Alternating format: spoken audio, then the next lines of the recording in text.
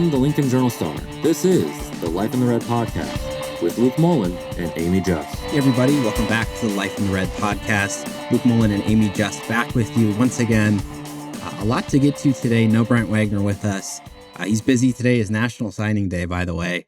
Lots of different huge sports. Class yeah, for Nebraska volleyball. Huge class. Yeah, lots of different sports getting the recruits signed. And if there's one sport you can count on always delivering a top recruiting class, it's John Cook and the volleyball team. Yeah, no kidding.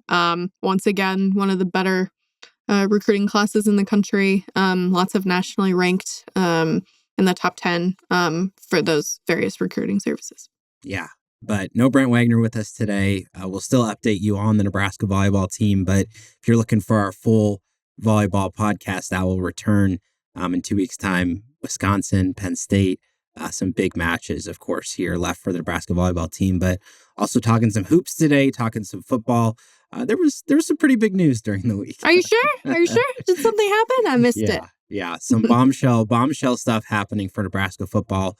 We will get to that here later in the podcast, but let's start things off with volleyball, who really, a challenging 4-game road stretch we were talking about. That match against Wisconsin, that was obviously what you looked at, and sweeping that one alone, was a standout result. But Northwestern, Oregon, Washington, all 4 sweeps, 4 games on the road, they handled it with ease. Yeah, I was really impressed with that. Through some conversations that I had with some members of and around the team, they were a little interested to see what would happen with those late night games, because that's not something that they're normally used to, right? So they were wondering if they would get fatigued or if the adrenaline would set in and it would feel like normal to them. Obviously it did. It felt like normal to them. They looked great.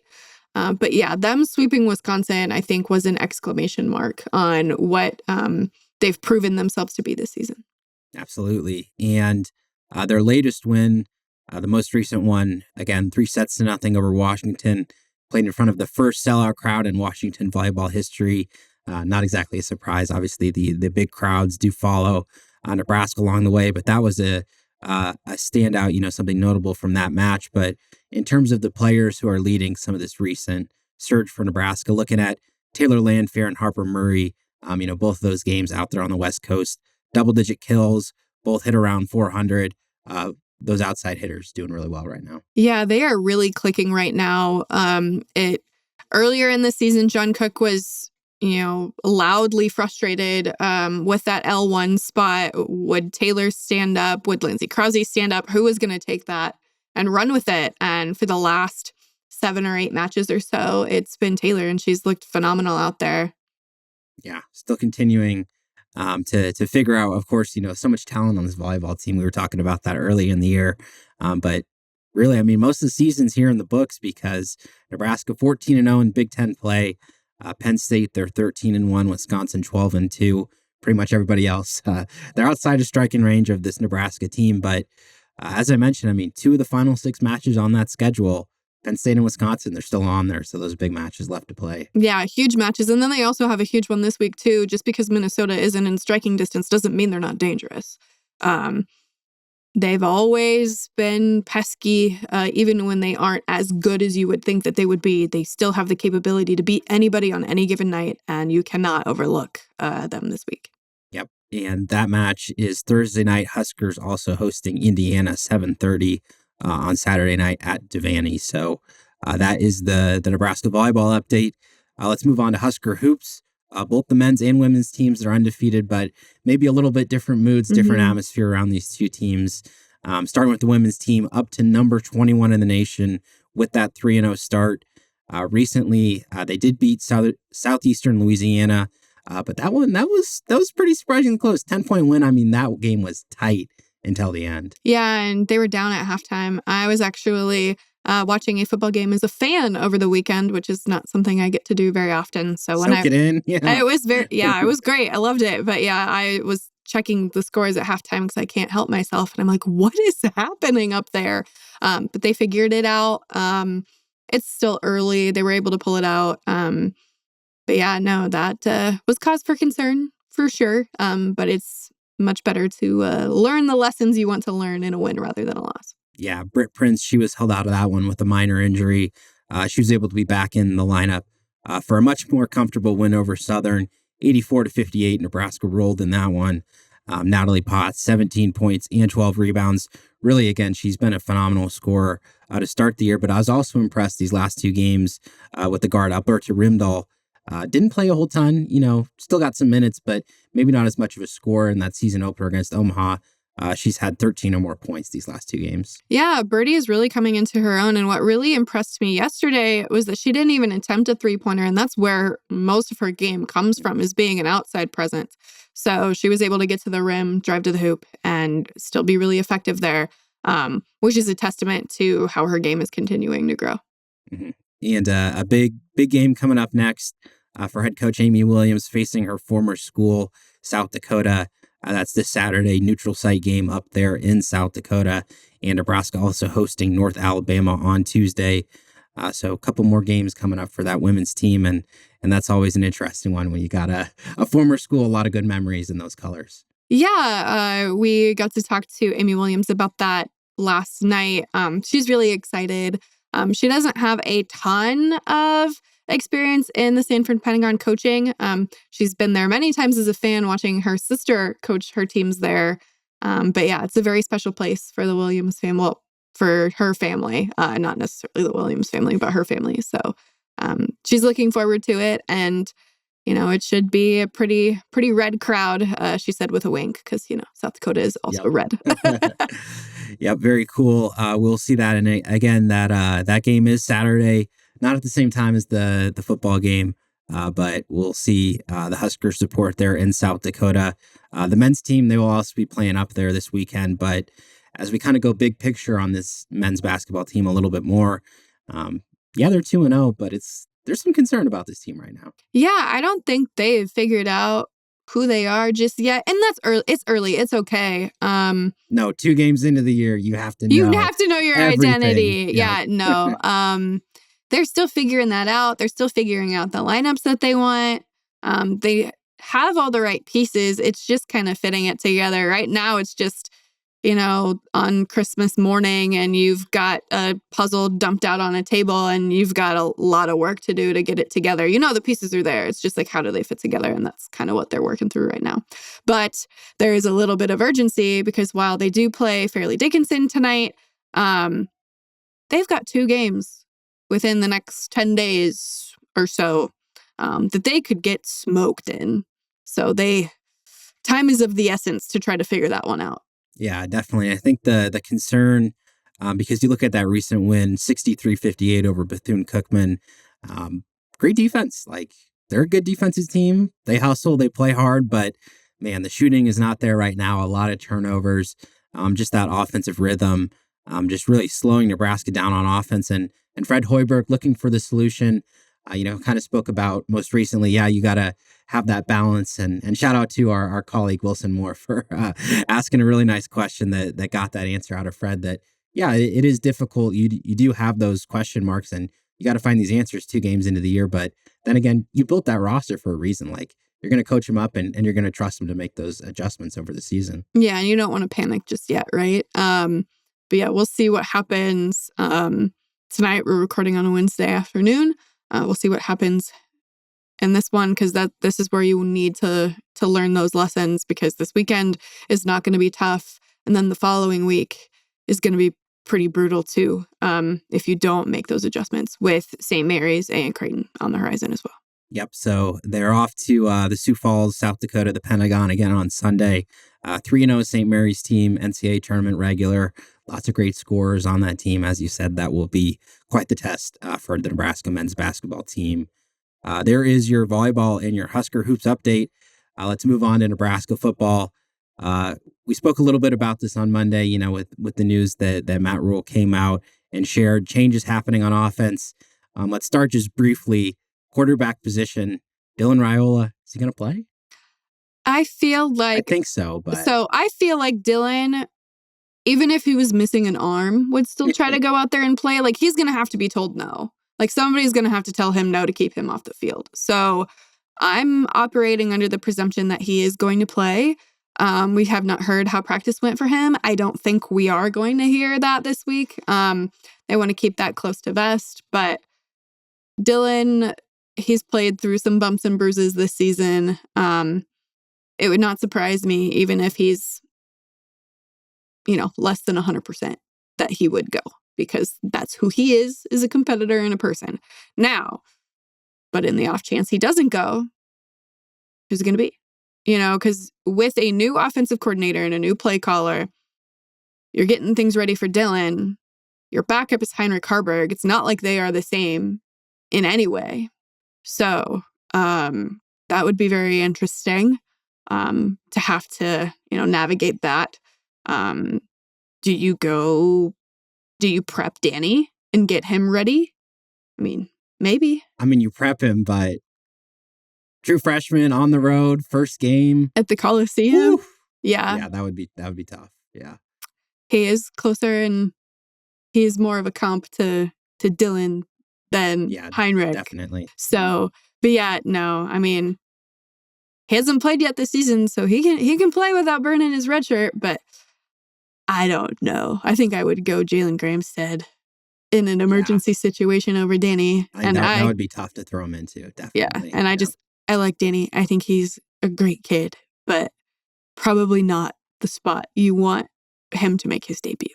Yeah. Well, I think with Rhule, obviously they were cautious with him, didn't practice him over the bye week. You don't need to, but at the same time, Matt Rhule said, like, hey, Holgorsen, he's seen Harburg, he's seen Kalen. They were the guys taking the reps last week. And again, maybe Raiola has been able to get in some action during practice this week. Hopefully Matt Rhule will provide an update on Thursday. We won't get one. That's my bold prediction. It's game time decision. Yeah. It's the most predictable answer. Well, and, to his credit, back injuries are tough, Flare up. Mm-hmm. Look, I'm playing through one right now, okay? Like, not that Dylan and I are the same in any way, shape, or form. But, sometimes you feel good and sometimes you don't. And you do sometimes just have to take it day by day. So, yeah. So, that is under consideration for Nebraska, this quarterback situation. But the big news of the week, of course, the play caller for the offense, the coach in charge of setting everything up, that has changed this week. Dana Holgorsen, he is the new offensive coordinator. And we reacted to it a little bit on Monday. But let's break it down a little bit more. This is, as Matt Rhule said, he acknowledged, yes, it's a bold move, but how about the timing? 3 games left to play, mid-November. This is just bizarre. This does not happen. Yeah, he said, and not that it's bold to change offensive coordinators with 3 games to go. Like, sure, those things happen. But to change offensive coordinators with 3 games to go in the regular season, to somebody who's not been a part of your program for the entire season, that's the strange part. He can't install a new offense. How familiar is he with this offense? He's still trying to figure out where, like, the training table is and, like, where to park, right? Like, there are other things, too, that go along with it. So how different are things going to be for the next 3 weeks if he can't install, like, his offense that he's so familiar with and has, to his credit, worked at places that he's been? So I'm really interested to see how he navigates this situation, basically running an offense that isn't his. Yeah. I think, the interesting thing, too, about having somebody external come in is, we hear often from Matt Rhule about, how tight-knit the staff is, right? And yeah, he knows Dana Holgorsen, don't get me wrong. But you think about what this team, what the staff goes through, like mat drills, team bonding, like countless days of practice, weight room, like the dorms, meetings, nutrition. Like, yeah, this is a year-round, so many hours a day thing. And you have somebody new coming in, and this is a big pressure moment. Like, this is, obviously, he has a storied coaching career. Like, this is not going to define Dana Holgorsen's career, but this could go horribly wrong. Like, this is a risk. Like, this could go well. Matt Rhule could look like a genius, or maybe the offense sputters and still continues to struggle. Yeah, there is no guarantee that this will work. There's no guarantee it won't work either. But Matt Rhule did say that there is nothing he wouldn't do to get this team to a bowl game. And he did one of the most unprecedented things we have seen in college football. So he did say that he was open to trying anything, and, well, here we are. Yeah, I think part of the reason for the change, I think, too, is it's his message. Like, it's on the players now. Like, you don't have any more excuses about the play call, the coaches, like whatever that's going to be. Like, he's got his guy in Dana Holgerson that he believes is going to go out there and help. And he says it's up to the players simply to go out there and execute now. Yeah, well, we'll see what happens. Yeah. Also, worth noting in this change, I mean, as you said, I mean, it's not unheard of to fire offensive coordinators. I mean, Marcus Satterfield was not fired. He is still coaching. He's going to be coaching out there. And he is the tight ends coach for this team. You know, that's a role he took on before the year. And I think, you know, really it is interesting the way that that's played out. You know, Matt Rhule mentioned that Satterfield is helping, you know, that process of, you know, making sure Holgerson, you know, understands the language of this Nebraska offense. I think very valuable if you're evaluating why the offense is struggling. I mean, you have the guy who's calling the plays. I mean, that is knowledge. He knows what's working. You know, maybe the areas, you know, the plays he would have liked to call, didn't call. I mean, the guy who's installed this playbook, you still got him there. Holgerson's calling it, but that's a valuable asset to have. Oh yeah, absolutely. And Marcus knows the strengths and weaknesses of the guys in his room, right? And so while it didn't necessarily work with him calling the shots, you would think that having his insight is valuable. So I'm gonna pose a question here. Matt Rhule says this is about the next 3 games. It's about beating USC. That was why this decision was made. What happens after that? I don't know. Yeah, I mean, that's the interesting thing about this decision. I mean, this is the long-term roadmap for the Nebraska offense, for the coaching staff. I mean, this changes everything. Yeah, it definitely does. And in my mailbag, lots of these types of questions, right? What if, you know, Dana Holgerson gets another coaching opportunity? You know, what if this goes so great and they go 3-0 and he gets a head coaching job? Okay, well, who's going to be your offensive coordinator then? Or what if it goes so poorly that you don't want to keep him around? Who's your offensive coordinator then? You know, and what's going to happen with Marcus Satterfield? Is he going to stay and coach the tight ends and take a pay cut? Is he going to go somewhere and be an offensive coordinator for a G5 school? Like, you know, there's a lot of big picture decisions that need to be made, and we can't really know them yet. But yeah, this one decision to demote Marcus and bring in Dana is going to have long-lasting effects. Yeah, I mean, there's recruits who are impacted by this, Nebraska's efforts, you know, in the offseason, what they do, you know, in the transfer portal, recruiting, whatever. I mean, all of that. They're going to have to figure this stuff out very quickly. Yeah, and it's not just those two guys, right? Like, what if Matt wants to make changes elsewhere to the staff? Yeah. Like, there's definitely a lot to think about as we move forward. Certainly. But I mean, with this decision, turning to Holgerson as that offensive coordinator and play caller, as I said, I mean, Rhule said it's about beating USC. This brings us to our Husker hot topic. How different is the Nebraska offense actually going to look for this USC game? I don't know. I think there will be like some base personnel differences. So Marcus Satterfield really liked to run with your heavier packages, like your 12 or 22 personnel, especially in specific scenarios.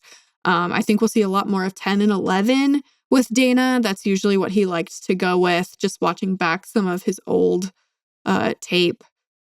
So I think we'll see like that, see more wide receivers involved in the action, whether they're coming out of the backfield, like we've kind of seen a little bit this season. But yeah, I am not sure what this is going to look like. Because again, he still has to operate within the playbook that they have. So I do not know. Yeah, I think we see a simple but effective, more effective Nebraska offense, I should say, because I mean that was one of the criticisms of the Satterfield offense, that it was complicated, you know, big playbook, hard to learn for young players. Well, you got Holgerson coming in. I mean, he's not going to learn the whole playbook in a couple of days, but what all offenses do have, right, is they have the same concepts, right? So I think really what he's going to look at is what Matt Rhule said, like what are the concepts that are working? What are the simple things that Nebraska can do effectively and consistently, like he's going to call it over and over. I mean, this is an offensive coordinator that it's the same type of thing where like if you can run the ball for 4 yards of play, I mean, you do it every time because you keep getting those first downs. I think that really it's going to be interesting to see that like first drive, that first scripted drive. Like, what does that look like? Because to me, that's going to show how Dana Holgerson is going to call that game, call the next 2 games. Does it look different? Are they running the ball? Like, are they taking shots down the field? I think those first 10 plays are going to be really telling. I agree with you with an asterisk. Special teams cannot screw it up and, have them start at the 1 yard line because we won't learn anything. Because that's happened this year and last year. So, as long as all things are normal as things can get for Nebraska football, the first drive is going to be super telling, but you can't throw the script out the window before you even get a chance to run it. Yeah, definitely. And I'm also just interested, like, do they run the ball differently? Do they run it with different players? Like, to me, the wide receiver situation, you know who you want to utilize. You can run different plays to utilize them, but running the ball, I feel like that's the area where they could really change the way that they've attacked things so far. Yeah, they just got to commit to it. You cannot go away from it because I think that's where the confusion lies. For all intents and purposes, Dante Dowdell is a great back. He's made some mistakes here and there, as one does, but you haven't really given him a chance to like ball out and be that guy because it just hasn't happened. And that's not necessarily on him either. Yeah. So again, we don't expect like wide skill changes, in just a week and a half, 2 weeks on the job, but definitely some potential for different play calls, a different philosophy. Matt Rhule said Holgerson's really aggressive. That was one of the things he liked. Matt Rhule said, hey, maybe he'll balance me out in that area. So we'll see if they're aggressive or not. But about the opponent that they're going to play, this changes things for Nebraska too. This is a big game for USC. They come into this one 4-5. UCLA, surging UCLA team, a top 10 Notre Dame team, surging. A surging UCLA team? Yeah. Okay. Yeah. Okay. And Notre Dame left on the schedule. Those are 2 very tough games for USC. So, I mean, if they want to make a bowl, this is a game that they really need to win. And so that's probably why they made a change at quarterback too. Miller Moss, the guy who started the whole season, he's going to be on the sidelines. Jaden Mayava, sophomore transfer from UNLV, dual threat, strong arm too, strong passer, a little bit of a wild card. They're turning to him this week. It's a tough situation for the Nebraska defense. Yeah, I thought you were talking about USC and accidentally called them UCLA. My bad. But yeah, no, it's going to be really interesting. I have no idea what to expect from him just because we haven't seen a lot from him on tape. So what is this offense going to look like with him running it? I'm not sure. But a fun, historic note to Polynesian quarterbacks going against one another. Yeah, pretty cool. And when you look at this USC team as a whole, you kind of think about a historic, what does a Lincoln Riley coach team look like? And you think, man, they're going to score a lot of points, maybe going to give up a lot of points too. That's not really been this USC team. Like, they're very solid on defense, only allow 22 points a game. They have an above average run defense. On offense, they run the ball well. They have good playmakers. They chew up a lot of yards. What's hurt them? They've turned the ball over in key moments. Some of the small margins, third downs, right, getting off the field on defense. This is a team that is pretty solid on defense. Doesn't really have that glaring weakness. Yes, they're 4-5, but like you look at some of the metrics, and they are a very, very good team. Yeah, I was nervous about this game all season. I'm still nervous about it for different reasons. We go into the season thinking USC is one of the best teams in the country. Mm-hmm. Obviously, that's not the case, but there's something to be said for desperate teams. Nebraska's been a desperate team before, beating Iowa a couple years ago. And I just think that USC is in a desperate position and they are willing to do whatever. And that in and of itself is terrifying for Nebraska. And if it's not, it should be. Yeah, I mean, far more talent than a typical 4-5 team. And if anything, I mean, these last few weeks, the entire season of conference play in the Big Ten has proved that yeah, you've got those elite teams at the top of the conference, but everybody else in the middle, they're beating up on each other. Anything can happen. Yep. You've got 4 of the top 5 teams in the nation, and then a bunch of teams just, you never know which way things are going to go. Yeah. I felt bad for Purdue in my latest Big Ten ranks. I said, yeah, you got those 4, you got 13, and then you just got Purdue all alone in the basement. Poor Boilermakers. Yeah, well, what do you do? Sad train noises. No Purdue this week, though. Out in LA, Nebraska will be out there in the Coliseum. And an interesting one, they played Holiday Bowl. That was the most recent meeting between these two teams. But you remember the old home and home, the non-conference that they had before that. College Game Day was here in Lincoln. Better question is, do you remember that? I remember well. How old were you? Number 1 USC. Big game. How old were you? The viewers don't need to know that. Okay. But I mean, this is number 1 USC team there back in the day, 2007, by the way. Made sure I had that that ready to go. You were a child. Yep. Small child. But lots of Nebraska fans out there in California.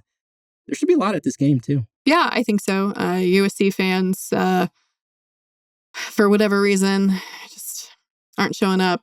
That's one of those too much stuff to do in LA. Well, yeah, to be fair, there's a lot going on. So tickets should be aplenty.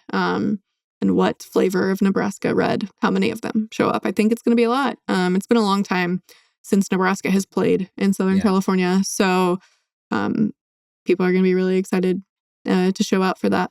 Yep. Destination game. But does the performance on the field match that from Nebraska? USC's the favorite in this one. Uncertainty, again, over the quarterback situation, play calling. What does that look like? Does Nebraska win? No. USC 35, Nebraska 17.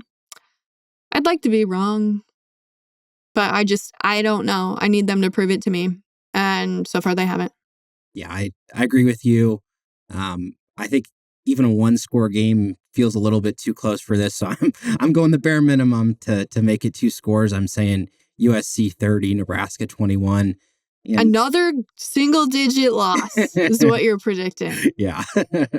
Cool. Just for the brutality of it. But I do agree with you. I mean, there's reason for optimism. Like if Dana Holgorsen can dial up the right play calls, if Dylan Rhule is back there and healthy, like if the Nebraska defense plays well, they have every capability of winning this game. They do.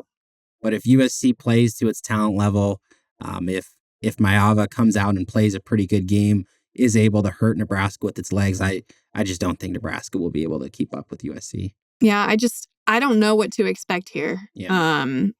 And that is part of the reason why I'm not, boldly declaring that, bowl eligible. They got to prove it to me first, and we're not there yet. Well, I think too, the issues on offense and the change in play caller have kind of obscured that, like, the Nebraska defense, like, it's been some up and down last 3 weeks. Like, they played some great quarters. They've gotten exposed at times too. So, like, what version of the defense shows up too? Yeah, no clue. Yeah. Questions on both sides of the ball as we get into our final word. The last thing we're looking for, as I said, how much Husker red will be there in the Coliseum. Don't know where that is. But, and also on offense, like, are there any changes in personnel? Like I said, at running back, like, do you use those guys differently? Does anybody else travel who doesn't usually travel? Is there anything different there on the offensive side of the ball with Holgorsen in charge? Yeah, and mine is something that we talked about at length earlier. It's just like, how much does Nebraska's offense really change in this? He hasn't been here all that long. Like, how much change can you truly make in 8 days or something like that? So less than 2 weeks. Yeah. So change in attitude, at least. That's something that they can do. Hey, anything is possible, right? The New Orleans Saints fired their coach after looking horrible. And then they won. So anything is possible. But I don't know. I don't think that they will win. But I would love to be wrong. Yeah, I think it's a tough one. Nebraska, again, there's potential out there. And at the very least, I think they need to show improvement as they get into this final 3-week stretch. Again, 1 win away from a bowl game. That is still the big mark that they are looking for. But on the road this week, they'll be out in LA. We'll be there with you. We'll have all the updates for you, as always, at journalstar.com, following up on that USC game. But that will do it for this week's episode of the Life in the Red podcast. Appreciate all of you listeners and viewers for sticking with us. We'll see you next time. Thank you for listening to this week's Life in the Red podcast. Our theme music is composed by Sasha Indy. The stories continue on journalstar.com.